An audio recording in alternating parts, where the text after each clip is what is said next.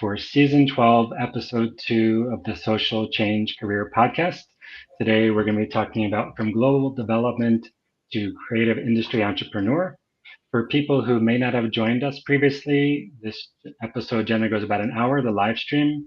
We love to hear from people who are watching, particularly on LinkedIn. So at any time, please feel free to put in the comment section a sentence or two about your work, where you're watching from, your comments and questions, because we like to weave them throughout. We have about 120 episodes in the podcast featuring brilliant innovators from all around the world. I think 30 countries. Today we're talking about food, culture, and social impact. We have impact investors, people working on humanitarian engineering, reducing gender-based violence, fintech, almost anything you can think of. So the three requests before we get started is please check out Nina's work with Dine Diaspora and Black Women in Food. Follow her work, follow the organization, subscribe, see how you can engage and learn. Please check out the podcast on PCDN and consider sharing or rating.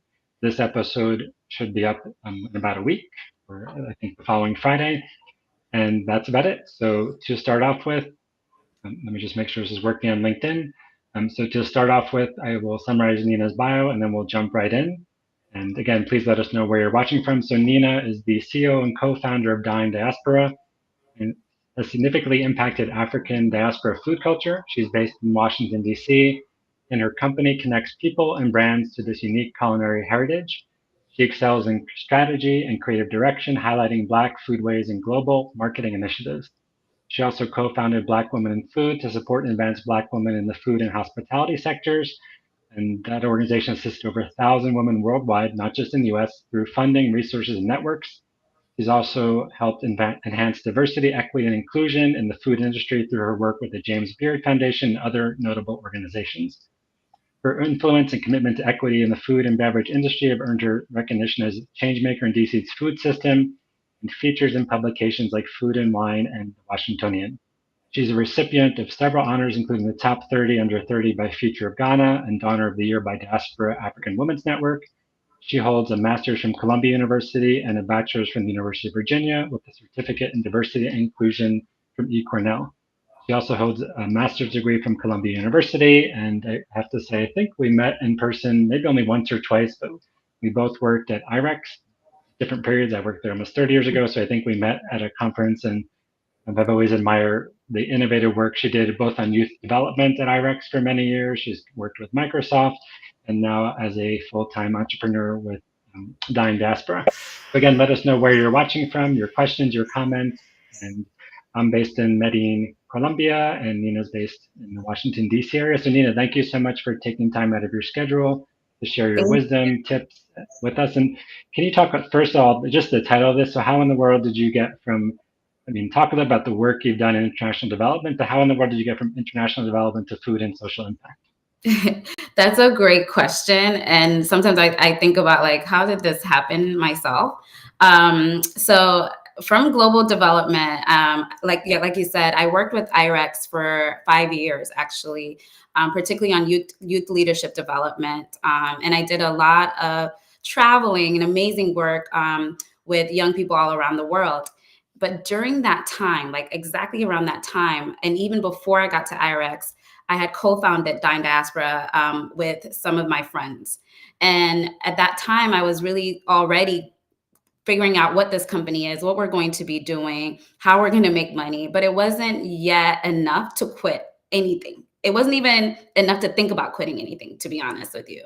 And so I continued to do both. I continued to work with my partners, grow Dine Diaspora. Eventually, we then founded Black Women in Food during that journey. But it wasn't a clear, like, I'm going to go into global development, and then I'm going to segue out, I'm going to become an entrepreneur. And none of that was clear in the beginning. So welcome people. We have people from Uganda, from the US, from all over. So please keep letting us know where you're watching from. So can you talk a little bit about going back to, let's say, your younger self and thinking about when you started to think about what sector of the world or issues you might want to work on as a teenager? Did you picture yourself working on youth and development? Was food a really important thing that you were engaged in the world as a young person? Did you have a favorite chef, or just kind of how did those two things come together? Yeah, so growing up, I wanted to be many things. And one of them was actually a journalist. And so actually, going into college, I really wanted to get into journalism. And I think for me, I actually was really into watching 2020. Things like that were really important to me. So there's a little bit of like just being current events, there's a little bit of like global development, a lot of social impact, a lot about caring about people, and how people can thrive in the world. I was inquisitive. I was really inquisitive about the way the world works, the way people work. And so journalism was like at the heart of what I thought that maybe I wanted to do early on too. So whether it was just TV broadcasting or writing. And so as I went through my journey, I think that was a lot of my guidance. I felt like I was being inquisitive regardless of the sector, regardless of the people or the actual functions of a job. I think that was always core. But going into college, I went to the University of Virginia. And going there wasn't a clear journalism degree that you could get. So I was in the arts and sciences school, and I was also very much interested in politics. And so that was what I honed in on, political and social thought. But even that major was, I would say, a hodgepodge. You could kind of do whatever you wanted. I really always wanted to do the way I wanted, learn however I wanted. And so that allowed me to focus on my own interests. You kind of got to pick the classes you wanted to choose, and you had to write a thesis and hone in on a particular topic. And so that sort of shaping my own, that was, I think, the first time I really got to create something and had validation behind it. Like, you actually have great ideas. You actually can shape your own thinking, learn from the world, and create your own perspective. And so that's how I, sort of navigated academic world into the career and job world. Thank you so much. Nice to see a fellow IREXer here. Welcome, Jessica, and everybody else. So thinking about, and I did sounds like a similar major. I went to University of Massachusetts, and I did something called social thought and political economy, where we basically combined lots of things and looked at structural challenges, but also did a lot of activism. But it was small honors program, and it was amazing. Like, had a huge impact. Sounds like the same exact thing. Yeah. So we'll get into the food aspect of your work and social impact, but a lot of people are interested in also youth and international development. And just, can you talk a little bit about what did your work involve? Obviously, it changed over time. And then what are some of your biggest tips for people who might want to work at that intersection of youth and international development? What skills are needed? What are the tips for people from both the global north and the majority world, and where you see the growth is, like, where to upskill, where to look for jobs? And obviously there's so many opportunities and challenges around engaging with youth. And we had Eric Dawson on the podcast last week, co-founder of Peace First and also Rivet. And a big part of this was focused on youth. And he's like, we need to stop seeing youth as this, the youth bulge, like as this huge mass of people who are posing risk to society, and like actually see them as active change makers and shapers. So just your general thoughts on people who want to engage and what are the opportunities and challenges? Yeah, I think youth development is such a open and vast opportunity for folks looking to get into international development.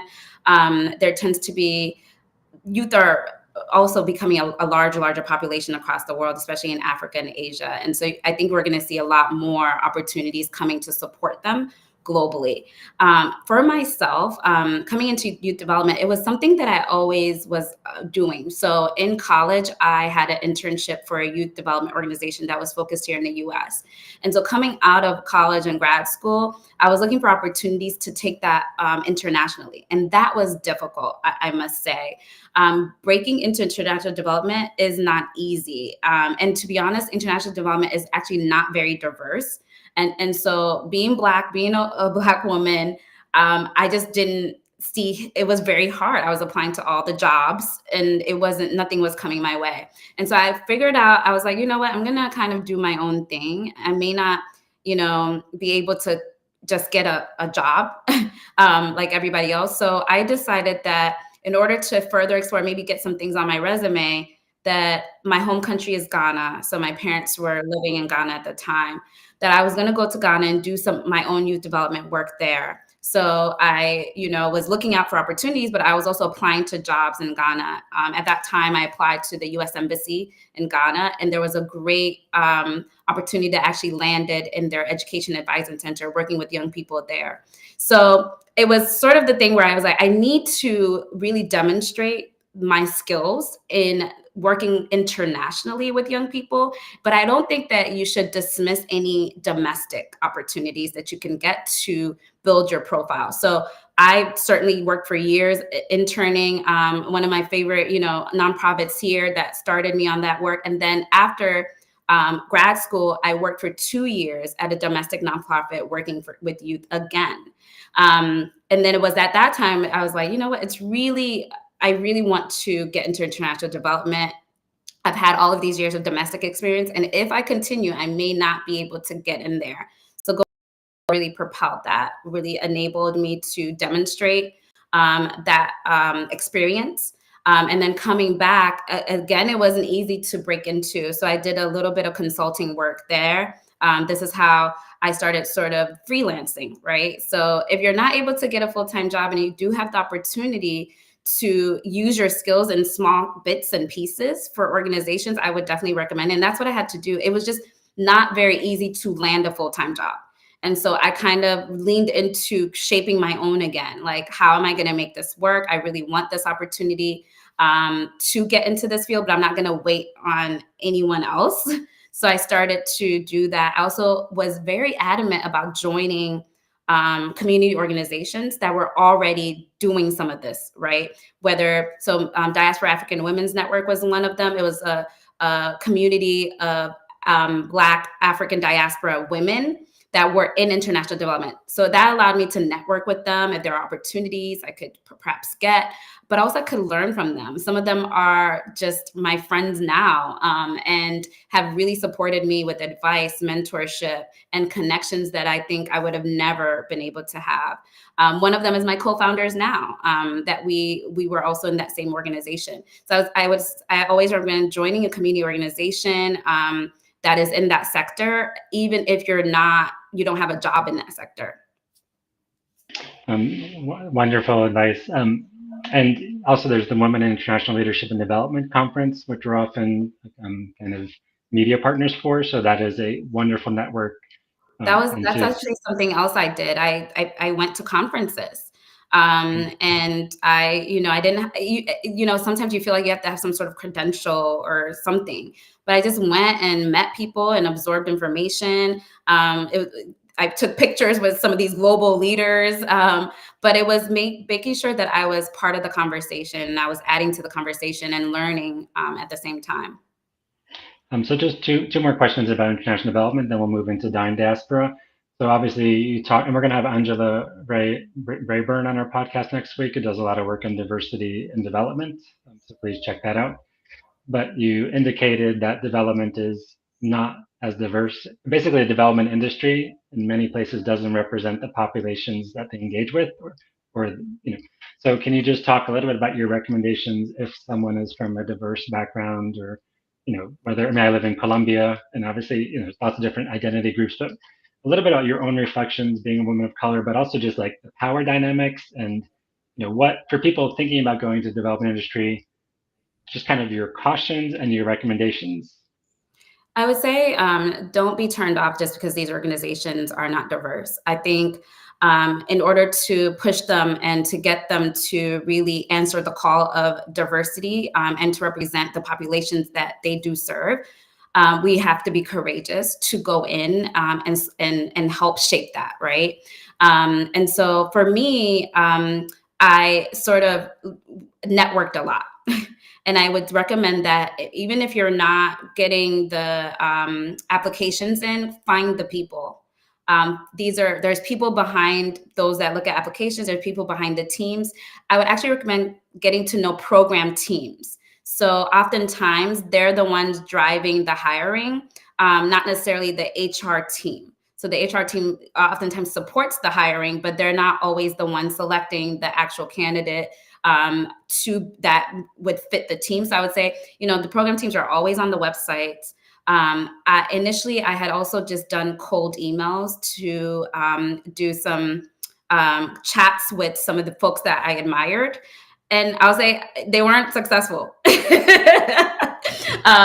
Maybe, but I think that what else I was doing is using Twitter to follow some of these people. So instead of like, you're not going to get, just don't let your ego get hurt.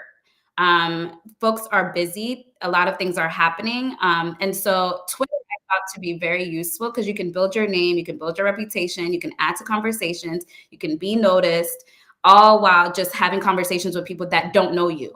And so I started to do that a lot as well. I found that global development has a robust Twitter conversations. It was that time I was noticed by Guardian. And so I did a lot of like conversations with Guardian. I did some writing for Guardian, interviews for the global development wing of Guardian. So I think for me, it was, and for anyone else, not being deterred by the fact that you don't see people like you is really important. I think it can also be great to reach out to people that may have your profile to just get a sense of what it's like or how they got in. Everyone has their own path, but it can be really inspiring to hear about what that person's path is, especially if you can take some nuggets to get in. Those are also the people that if you build a relationship with could flag your application. By that, I mean, sometimes when you get to know someone and they're in your network, when your application goes into that company, then you ask them, hey, could you recommend me?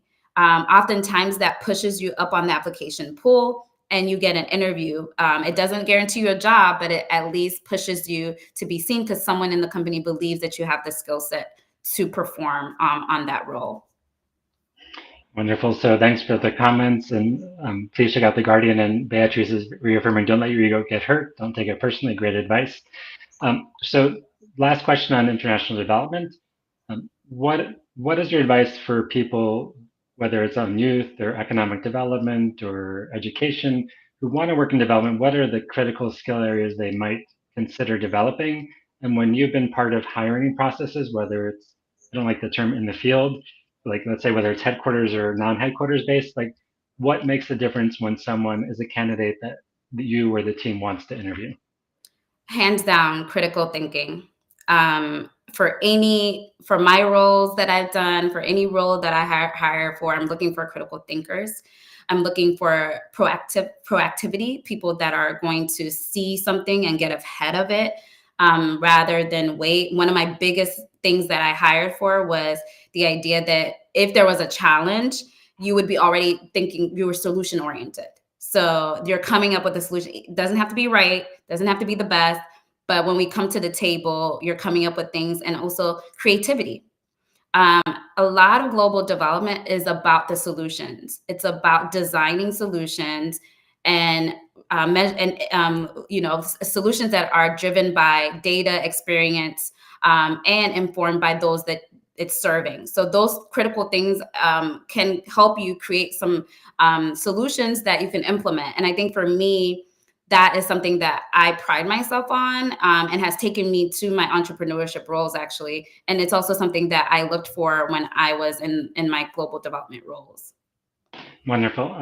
So Irene just saying, seeing young people as an amazing change makers and learning with them, not kind of coming with ideas to just impose, here's the solution. So moving to Dine Diaspora. So one critical question, you mentioned you were doing Dine Diaspora, or is it Black Women in Food, at the same time as IREX. So can you just describe a little bit logistics? Like, did you have 2 full-time jobs? And I'll just share from my experience, I was at Georgetown full-time and PCDN, and Catalina, my partner and wife, basically said you're gonna have a heart attack. I was working 2 full-time, and I wish that on anybody, but that I was working 2 full-time jobs. And increasingly, even though Georgetown's an amazing place to be, and I still teach, once a year there, like my heart just wanted to be doing PCDN. And I had to part of it, we had to build up enough revenue to make that seem feasible and possible. Like I didn't just jump. And part of it was just like, even though I had a great job, I just couldn't see staying there. And so how did you do both? And when did you decide to make the jump? And, just some thoughts from your own experience and anyone who's, whether they're going to be building their own organization or taking some kind of risk, like when's the right time to do that? I mean, like yourself, I didn't have a choice but to do both, right? So you're doing something, it's making an impact, but it's not enough to sort of walk away from the role that you're currently doing that still fulfills you and is able to pay the bills. And so I had no choice. I had to continue doing it, and I had to continue figuring out what our business model that was sustainable was, right? And so over the years, I was doing similar to you. Like, so just schedule was, we always had meetings during the week. It was actually on Mondays at 8 p.m. That was our team meetings. And when I tell you, I have such dedicated partners, we never missed that meeting till this day. We treated it like a job. And I remember like 5 years looking back, we're like, we've been at every meeting on every Monday for 5 years. That's telling for how much we wanted this to work, how much we wanted this, what we wanted to be there. And so we had those meetings, and those were 8 p.m. meetings. And sometimes we would be on these calls till midnight, I'm telling you. Planning, strategizing, putting together events, because our week, we all had 9 to 5s. And so we didn't have that space to come to, meetings with each other 3 times a week, or that Monday meeting would set the tone until the next Monday. And so we'd be on the phone forever. And then during the week, we'd be working on our separate individual projects, sending stuff to each other for review. And I think we're lucky because we had each other. Sometimes you're in this and you're transitioning, and where you're thinking about you're building your business, you're alone. But luckily, we really had each other to support one another. And along the line, it got to be a lot. I mean, I was working on a senior role at IREX, and I literally I'm the CEO of a company that requires 8 hours a day. And so it was tasking in that I would finish work at IREX at 5. And the only thing that made that possible was after COVID, right? Finishing right on at 5 is not really something that was possible before, but I would finish and then I'd still be at home so I could transition. So by 5:30, I'm doing Dine Diaspora work. And that would be, I call it my 5 to 2. And so we were giving it 8 hours, and so it became a lot. And I felt like if I didn't plan to transition, then IREX would suffer. My work at IREX would suffer. And I didn't want that to happen. I wanted to have control over my own transition, and to not get caught up in a decline in my effort or level of work at IREX because of Dine Diaspora. And essentially, I was being very hard on myself. I wanted both things to stay high. When I got indication of some opportunities that were coming for the business that required me to be just tunnel vision, I knew that it was a time to, let one go. And I think for like looking at it, the full perspective, growing something on the side of a full-time job, I took a lot of lessons from IREX into Dine Diaspora. So being there at the same time wasn't hurtful. I would learn a lot from our partnership meetings that would help me at Dine Diaspora. And I wasn't shy about it. Everyone knew that I had this baby I was growing on the side. And I wanted to learn as much as I could to grow it. I always used to say, someone built IREX, or some people built IREX. So I'm trying to build something as well. So we can't be, thinking that, one, you have to think that it's possible, but 2, you have to be aware that if this can be built, then why can't mine? Wonderful. So lots of people watching from Eastern Africa and also from Ghana, from West Africa. So welcome everybody.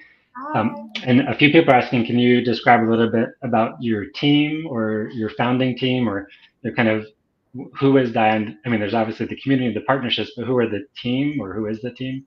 Yeah, so I, of course, myself, I do a lot of things. because we're small. My co-founder, Mami Boache, is also started from the beginning. And then we have a whole host of folks that are not full-time, but work with us consistently. One is folks that do our communications and media work. So a lot of our work, we want to get out to the media, and we need a robust communication strategy, including, social and digital. So we work with consultants for that are on our team at particular periods of time. We also have someone that works particularly just on our awards program. Our awards, we're going into our 7th year. And if those that don't know, we have an awards program that honors Black women across the food industry, doing tremendous work across sectors, from food media to food science and tech, to culinary. And we have someone just directly work on that. And it also frees us as founders of, when you have an awards program, you don't know how many people come to you about the awards program.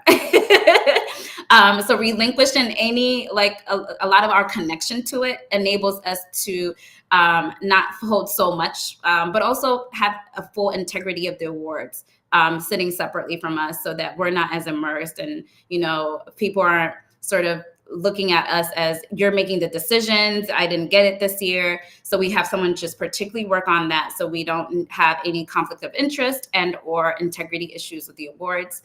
And so we have, depending on the projects, we'll bring people on to be able to support us. So Catalina and I are involved in angel investing, very small level, not venture time, but in social impact startups. And less than 1% of all venture money goes to women of color.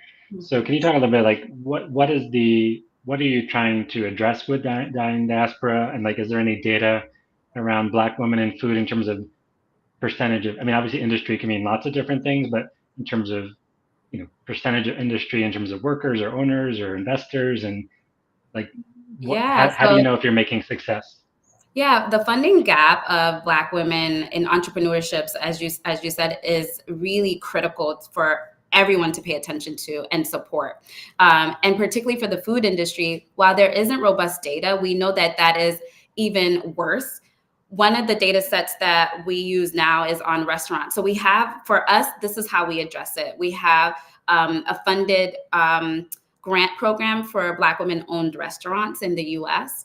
And that particularly supports them to be able to grow and scale their businesses. And this year, we're announcing our 10 grantees really this month, very soon, so look out, really excited. But of the Black women-owned restaurants in America, there is literally 2,800. That is a very low number. And so we, look at these numbers, and we're actually working on producing some research ourselves to be able to give more information, because there isn't a lot of data, particularly on Black women in the food industry and the challenges they face, and the opportunities that they could leverage to be able to advance. And so the fact that there's a funding gap, the fact that there's a data gap, is a very critical area that we're paying attention to. But we are seeing tremendous impacts. We hear from women all around the world about how our awards are impacting them, how they're leveraging our awards to be able to, recognition is really critical, and many of them are not getting the recognition they deserve. And then we also work with some of them in supporting them on and working with them in marketing campaigns that we work on as well with global brands. And 2,800 restaurants, that's for all of the US? And what's the, all of the US. It's hard.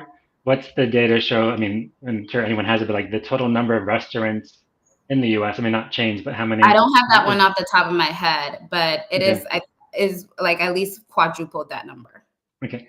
Is there, if you had to say in terms of why there are so few Black women owning their own restaurants, how much is due to structural inequality? How much is due to economic inequality? How much is due to racism? How much is maybe not seeing enough people who represent themselves? Obviously there's lots of factors, but is there any factors you would say are more important, and Dine Diaspora is concentrating more on those compared to others?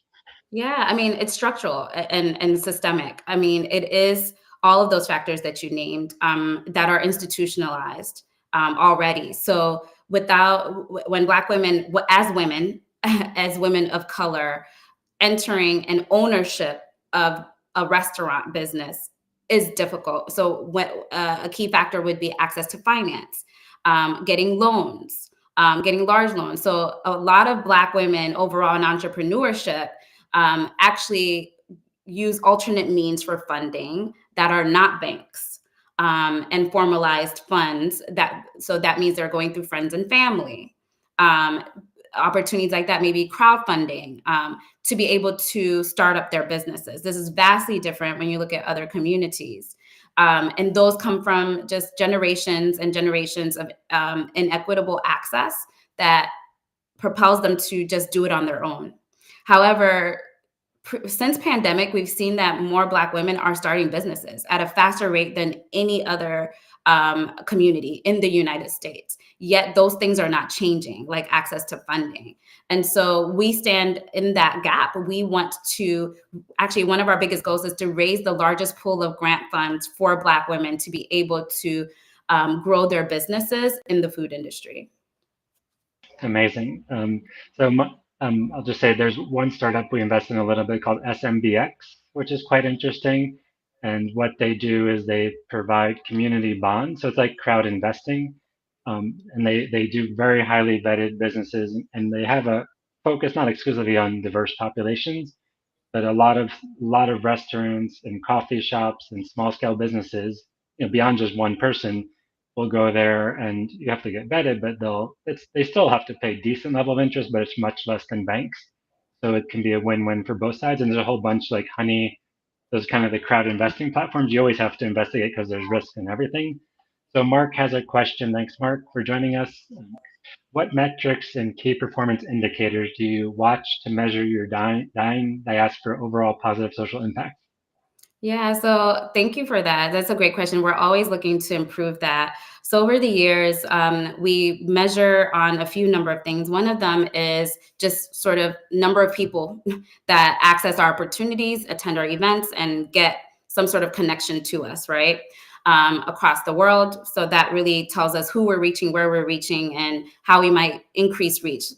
We see that for the awards per se, right? When we first started, the awards was very much US centric, but we saw women sort of broadly wanting these opportunities, so expanded. Now it reaches women across. But the ultimate metric, I think that's most critical to us and hardest to measure that we do look at is what these women are able to achieve after any intervention with us. And if they attribute that to anything that we've done. One of the key areas that we've seen over the past year is our summit. We had our first Black Women in Food Summit in 2023. That convened over almost 300 women in Washington, D.C., from the U.S. and other areas around the world for networking, learning, and accessing opportunities. What we have been able to measure from that has been tremendous. These women are sharing a few things, how they've connected to each other and what they've been able to do with just one another. Obviously, what they're doing in the food industry on their own, right? And then how they're also being able to access new opportunities as well, or create opportunities. So we had one woman who came to the conference and wrote about how she was able to meet a potential speaker and then have that speaker speak at her conference. And you just see the ripple effects and the on and on and on. And that makes my day. Not only because we are, in there sort of supporting them, but we're really seeing the changed lives, the changed the access to opportunities that we provide is actually contributing to something that they want to achieve themselves. And that's how we sort of think about everything. What are we doing to enable these women to reach their own goals? Wonderful. So the next question comes from Raj from, I think, Boulder, Colorado. So I'll just share it here. How do you find your diaspora audience? And then maybe like connected to that, since you're working with Black women in the hospitality and restaurant industry worldwide, like what is the potential? I mean, if you can say that startup speak, the total addressable market, or like how much of the world are you reaching, or because you're doing things online and in person. Yeah. So how do we find our diaspora audience? Dine Diaspora is about to be 10 years old this year. So initially we were using our own diaspora networks from, like I said, I was part of the Diaspora African Women Network, which is a community organization. So those women were connected to other communities in their home countries. But essentially we started here in the US. There's nothing to me like starting where you're at. And allowing the diaspora here to share that, spread that word. I think that's the best way that diasporas work, to be honest. It is actually through interactions with people they know. It is actually through real life connections. So no matter how many campaigns we could do online, there was nothing like actual people. So one of the first ways, the first I think most concrete things was the awards. The awards themselves allow women that are recognized to share it with others. When you recognize someone and they're proud of their work, they're going to spread the word. And once they spread the word, we build on the community. And it goes on and on and on. And those women, we have 156 women that have been honored over the years. Those women are central to our work. They are the ones that are helping judge our grants. They come back. They're the speakers at our summit. They serve the community themselves, and these are amazing leaders in the food industry in the U.S. and abroad. And so, I think it's very essential to broaden your diaspora reach, leveraging diaspora leaders and those that are at the forefront and have the real links. And I forgot your other question. How much you're working with, let's say, in terms of the awardees, 150, 60, how many are outside the US, or kind of, do you have active partners in Ghana or South Africa or Colombia, like in terms of how your engagement happens globally? Yeah, so globally, I would say about 5% of those are global. So it's a lower number. And essentially, they are the ones that are doing it themselves, like I said. So the awardees themselves, we have mostly, I think your other question was like, are we reaching everywhere? Our focus is actually not everywhere because it's hard to penetrate every market. So what we do is hone in on the places that we already have leaders that are champions of our work. So South Africa is a big area. They're also really leaders in the food industry. And so, it's women are always doing something amazing. It's not hard to go look for them, and it's not hard for them to find us. Across the world, we have folks in Ghana, in Kenya, and then in the UK, in Amsterdam. So wherever a Black woman lives, we want to connect with her. But of course, we're not able to do everywhere. So our major markets are actually Ghana, US, UK, South Africa, Kenya. So can you talk a little bit about Dine Diaspora itself? So are you a startup? Are you bootstrapped, invested, a nonprofit, and kind of the joys and challenges of building? I mean, we've talked about it some, but building something and kind of how that's been. I would say I think we're like still a startup. And the reason why I say that is because I'm going into my second year of doing this full time. And so while we've worked on this for quite a while, we were not doing it as a business that pays itself, that pays its employee until pays its employee fully, that hires people. We weren't doing that. We were kind of like, we need to figure this out. We need to figure this out. Now we're doing it. And so I still consider it in its infancy, at least in this stage. And so, but the difference now is that I'm able to put everything into it. And then by that, I mean my time, my skill set. And so I believe that, so our growth in the past year has been tremendous. And I expect that even more this year, because we've been able to hire and bring folks on the team, expertise that we need, bring new ideas from those people, and implement those. And so with that time that I've been able to put in, I'm seeing a tremendous growth. And maybe we're about to graduate from startup. I'm not sure. Bring us business and I'll let you know. Yes, if anybody wants to bring some business, please contact Nina or me. We call PCDN a slow up because we used to work at a 1776 in the DC area, for years, which was an amazing space, and everyone's like was obsessed about getting acquired for tons of investment, and we're like, is it enough just to like have an impact? They're like, yeah, it's okay. So there are some bizarre things in the startup world or the slow up world. So can you talk a little bit as a entrepreneur, two things? So one, just the tools you're actually, let's just start with one, the tools you're using within Dine Diaspora, whether in community engagement or like what are the tools that you find invaluable, whether it's tech or human skills that you would say to others? Like I had coffee with a friend today who worked for Acumen for many years. We were comparing tools, and there was like something we use for our podcast. He's like, and he's, so it's like, what are the tools that like are essential to you or your team every day, whether it's tech or non-tech, that you might say others check it out or a process? So the non-tech one is relationship building. Number one, without even a tech platform, that has been the most critical. We're very intentional about relationship building. It is one of the reasons why I think that we're able to just make things happen.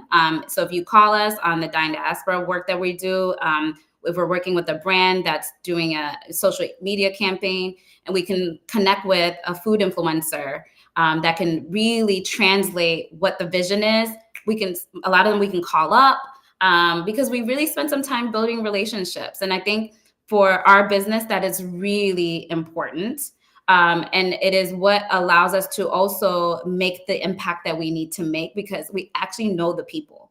And we know that they're invested in telling stories a certain way, or that they're intentional in how they use food. And it's not very superficial. So we're very much about knowing who we're working with, knowing the brands that we're working with, and then leveraging those to be able to achieve our goals. Then the tech platform, I would say, is Canva. So we are actually finalists for Canva Community Awards right now. So check us out, vote for us for the Canva Community Awards. And that's because for the past 9 years, Canva has been open on my computer every single day.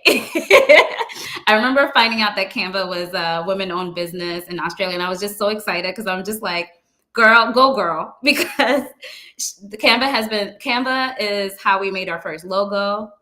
It has been very critical to us. And so to be nominated for the award is really amazing, but it's really testament to how our visuals are critical for our business. We're very active on Instagram for that reason. The visuals are really important to telling the stories that we do, particularly on when we tell food stories, number one, but also for the Black Women in Food initiative that we have. It's really essential to showcase and display these women in their best light. And so we're actually nominated for our Black Women in Food campaign. And yes, PCM, we're huge. We still have a designer who helps with some things, but we love Canva, and we're not getting paid to say that. So, and they also have a lot of, I think it's Melanie Perkins, but she's amazing. Just if you follow her story, like people are like, you can't build a startup out of Australia that's going to change like the whole design industry. And she was able to be like, no, I'm in Australia, and like made it happen. And they also do a lot of cool stuff for nonprofits and students. And if, so please check them out. And we're not getting paid for that. Sponsor the podcast. if you do win the award, what is that? Is it is it technical support, money, or a little bit of everything? Or? So they've already given us like free access to Canva for a year, but it's just to me, it's a beginning of a relationship. I think just being recognized is important to me and also I just love Canva. So, but also I wanted my team. So we worked with 2 people over the years that have been so critical in helping shape that aesthetic using Canva. And so I'm really excited to just have them be able to use it for the work that they do, put it on their resume, get new opportunities. And then it's a beginning of my love affair with Canva. Like now I know the people. Okay, Melanie or the team, if you're listening to that, please, and everybody, please take a minute to vote.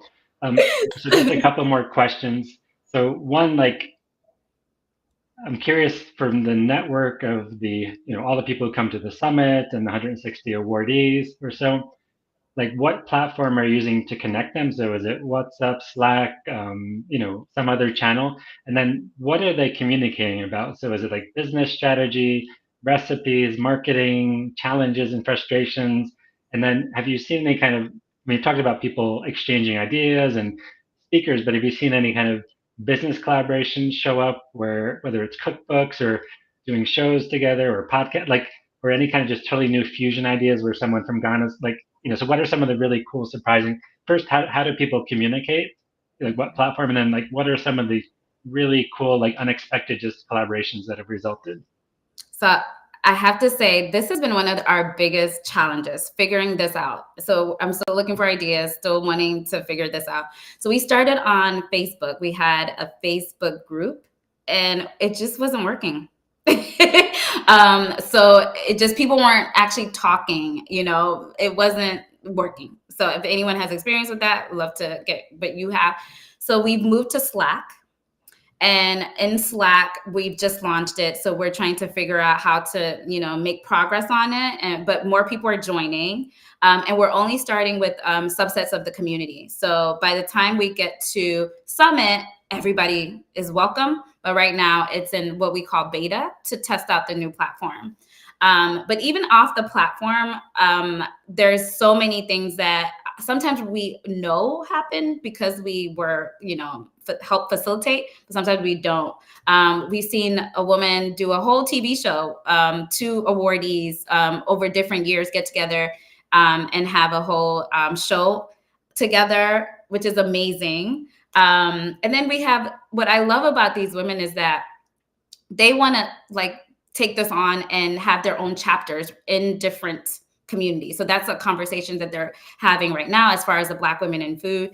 How can we have chapters in California, in South Africa, and have more of a base there? So these are all opportunities that we're exploring, but these ideas are always churning and we welcome them. The other things that we have for people is they just come to us and say, I want to make the summit better. What can I bring? Because this is where they get to meet other people. They get to share their work. And so those are my favorite conversations. You want to make the summit better? You want to make the awards better? Great. I think when you're building a community, the richest place that you can have is those within the community. I think that the community, their skills, the opportunities they have, the conversations that it's truly here in this community. Now, our platform, we're working on, and I'm willing to, Craig, if you have suggestions too, but Slack is where we've landed at the moment. Yeah, so we have a Facebook group, but again, not doing much in Facebook or Meta these days. And so we did a lot of research. There's Mighty Networks, there's a lot of good places. One of our smartest friends ever, gave us the advice, go where the people are. So Slack has been the channel for us. I have a friend who works at Discord. We might try that. And then we have, so basically Slack, a website, streaming, and then we do have a WhatsApp channel, but it's just for announcements. Because WhatsApp, at least in Colombia, it's everybody uses it and there's so many messages, at a certain point. But it is hard. Where do you create the space that people are going to be, not that they have to go to? But Slack does work for us, but not everybody wants to get on Slack, but it's enough that we ask the community and it's enough to be engaged at a reasonable level. But Slack has its own challenge. Right? I'm a WhatsApp person, so I would love to be on WhatsApp, but not. We also told the community and Slack came up about. So let's see how it goes. I'll report back. There's WhatsApp communities now, and I'm in some of those, but it's I just between all the messages, because in the US WhatsApp is not as popular. It's the rest of the world uses WhatsApp. So a couple more questions for what have you found to be the best skills or learning around kind of building a startup or in a community? How much, any training you had, something you got at Columbia, University of Virginia, or where are you, what has been the most valuable for you, or just learn by doing? And then what would you recommend to others who are thinking about starting their own thing? Don't do it, but think about this. Or if you're going to do it, here are some key skills or recommendations. Honestly, one of the best things I have done and continue to do is I take the best people with me. So wherever I meet amazing people, like at IREX, I told them like, if I get somewhere, I'm coming back for you. And I've done that, and I will continue to. Don't, if you're starting anything, and you're looking at it for a long term, always be looking out for the right people to help you get there. Through global development, I met such amazing people along the way, and it's a field that has multiple types of skills invested. So partnerships, how to develop partnerships in terms of with corporates, or with governments, etc. That all exists in global development. I took some of those skills, supporting proposals or writing proposals. That is a skill set that is invaluable. Oftentimes, it takes a certain expertise. I was lucky enough to join some of those teams on proposals, whether I was designing or informing the design or writing, and it really honed my expertise. I would say look for those like stretch opportunities that are directly relevant to what you're trying to do. And it doesn't always have to align with exactly what your job role is, but but you can use the goals of your job role to apply to it. So I was never a partnerships person, or I was never a communications person, but I helped with many communications projects and many partnerships projects, so that I can also take some of those skill sets and apply to my business. Those have just propelled us so much. I also took some of those people along with me, and I have very great relationships with them. And they're the type of people that I can just call and be like, hey, I'm working on this. Does this make sense? Because at the end of the day, they are the experts. And so I really value having those relationships in my corner, but also, doing your analysis early about what you need or the skill sets you don't have and can't afford, and leveraging afford to learn, right? It's not always going to be courses. I definitely learned everything that I use now in a job role. And now I don't know everything. And I can't do everything. So there's going to be things now that we just hire for. There's some of the best designers right now. When I talk about graphic designs, I can't do it. Like, I need someone that just, this is their thing. And I value bringing some of those people on. We hire event managers and event designers now because we want our work to be the best. So last three questions for people who are interested, either they're working with people in the food and hospitality industry, or they have partners, or they're just curious, like, what are the best ways to potentially engage? Like, and then also, what is the best channel or means to kind of follow and be informed what you're all doing? Visit dinediaspora.com and sign up for our newsletter there. And then Black Women in Food, blackwomeninfood.org. And there you can do several things. If you know someone that is a Black woman in food, tell them to join the community. Or if you'd like to come to our summit, fine, we'll embrace you. Come to our summit. We just announced our summit for April 26th and 27th of this year, or partner. So we're always looking for organizations that want to support this work in partnership. So that's another opportunity there. If you'd like to collaborate, maybe we can develop a program together. For those in global development, what does it look like to really harness the efforts of Black women in the food industry to make an impact globally? And we're really, able to ideate with you on that. And whatever that means to you, I think for me, I'm very creative. So I encourage everyone to be creative as well, and consider how we might be able to make an impact together. And then just a food question. I mean, in your role, you're not a food critic, but do you get to, like, if you're traveling or having an event or just meeting with a partner, like, do you get to have the best food in the world, like, all the time, or at least some of the time? So we actually explore a lot ourselves. So we're about to actually take a trip soon to New York, where we've identified restaurants that we're going to stop at. If you follow our Dine Diaspora account on Instagram, you'll see a lot of excursions. In December and a little bit of January, we were in Ghana. And so we get a lot of recommendations from chefs, from women in the community, anyone that really thinks we should visit somewhere. We might visit a little bit and explore. It helps us get to know some of the leaders in the food space around the globe, honestly, when we travel. But it's not always going to be the best food. And that's not the point always, to be honest.